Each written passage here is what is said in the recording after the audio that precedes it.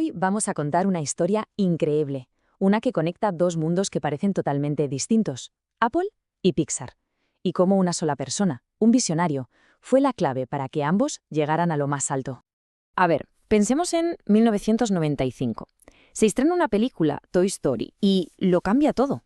No es una exageración, la crítica se rinde a sus pies, consigue un 100% en Rotten Tomatoes y la animación, tal y como la conocíamos, nunca volvió a ser la misma. Y aquí viene lo más curioso. ¿Quién estaba detrás de este bombazo de Hollywood? Pues nada menos que el cofundador de Apple, Steve Jobs. Sorprendente, ¿verdad? Él vio algo que nadie más veía en Pixar, la mezcla perfecta, la fusión entre el arte y la más alta tecnología.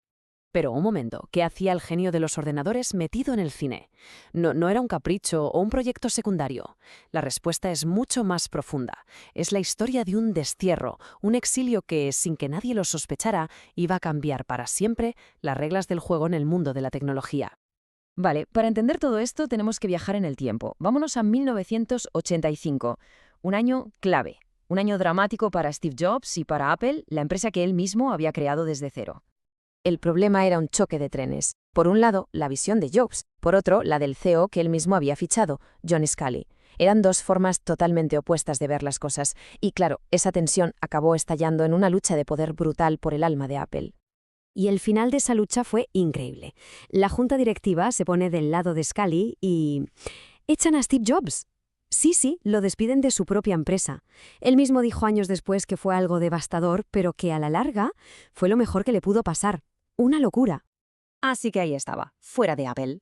¿Y qué hizo? Rendirse, ni de broma. Se lanzó a dos nuevas aventuras que iban a marcar su siguiente etapa, y de rebote, el futuro de todos nosotros. Por un lado, fundó Next, una empresa para crear el ordenador perfecto, su sueño. Pero ojo, fue la segunda inversión, una mucho más pequeña y que pasó más desapercibida, la que de verdad iba a cambiarlo absolutamente todo. Cogió esa pequeña división de gráficos por ordenador y la rebautizó Pixar Animation Studios. Al frente estaban un científico increíble, Ed Catmull, y un joven animador con un talento descomunal, John Lasseter. Y juntos tenían un sueño. Y fue en Pixar donde a Jobs le cambió el chip. Allí aprendió una lección fundamental, una filosofía totalmente nueva para él. La tecnología daba igual lo increíble que fuera, era solo una herramienta. Lo importante, lo único que importaba, era el objetivo final, contar una buena historia que emocionara a la gente. Esta anécdota de John Lasseter es que es genial, lo resume todo a la perfección. A nadie le importaban los algoritmos o la tecnología que había detrás. La gente conectó con la historia, con la emoción. Se preguntaban si la lámpara era el padre o la madre. Ahí estaba la magia. Vale, y el proceso de crear la primera película de Pixar, Toy Story, es una clase magistral. Una lección increíble de cómo coger un problema técnico, una limitación, y convertirla en tu mayor ventaja. A ver, el reto era enorme. La tecnología de la época tenía un problemón. Era buenísima para dibujar cosas duras, lisas, como el plástico, pero para cosas orgánicas, como la piel humana, era un desastre. Era imposible crear una persona que pareciera real. Y aquí es donde viene el golpe de genio. En vez de pegarse contra la pared intentando solucionar lo que no tenía solución, hicieron lo contrario. Le dieron la vuelta. Oye, si lo único que se nos da bien es animar plástico, ¿por qué no hacemos que nuestros protagonistas sean de plástico? Y ¡boom! De ahí salió la idea de contar una historia sobre juguetes que cobran vida. Esta experiencia fue una revelación para Jobs. Entendió que la innovación de verdad no es solo cosa de ingenieros. Nace cuando pones a trabajar juntos, codo con codo y al mismo nivel, a los genios creativos que cuentan historias y a los ingenieros brillantes que construyen las herramientas. Y ahora saltamos a 1997, porque aquí es donde las dos vidas de Steve Jobs, su mundo tecnológico y su mundo del cine, se van a cruzar. Y lo van a hacer de una forma espectacular. La situación en Apple era desesperada. Estaban al borde de la quiebra. Y la junta directiva, en un movimiento a la desesperada, ¿qué hace? Compra Next, la empresa de Jobs.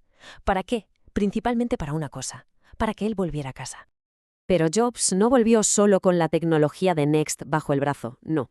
Trajo algo mucho más valioso, una mentalidad completamente diferente. Una filosofía que había aprendido y perfeccionado durante todos esos años haciendo películas en Pixar. Y la primera prueba de esta nueva era fue el iMac de 1998.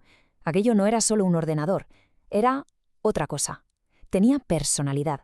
No te vendían gigahercios ni memoria RAM, te vendían una experiencia, un diseño sencillo, divertido, fácil de usar. Esa filosofía de Pixar, esa de que la historia es el rey, se inyectó directamente en las venas de Apple, se convirtió en su nuevo ADN y fue el motor de la remontada más increíble de la historia empresarial y de la creación de productos que, literalmente, cambiaron el mundo. Y es que lo que vino después de su vuelta es una locura, una auténtica explosión de creatividad, un producto icónico detrás de otro. El iMac, el iPod, el iPhone, no solo eran productos buenos, es que creaban mercados nuevos de la nada. Y si nos fijamos, la fórmula era la misma.